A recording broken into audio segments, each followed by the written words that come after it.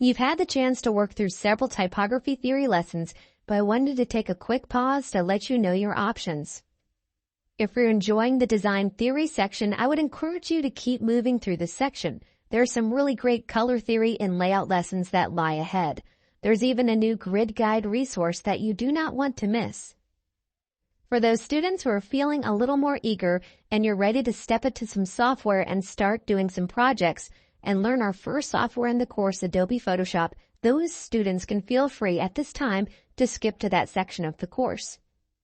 If you do decide to start diving into the software about now in the project sections, I still encourage you to come back at a later date and finish up the rest of the design theory lessons, as they really help build that design foundation when we start to put together more complex projects toward the middle and end of the course.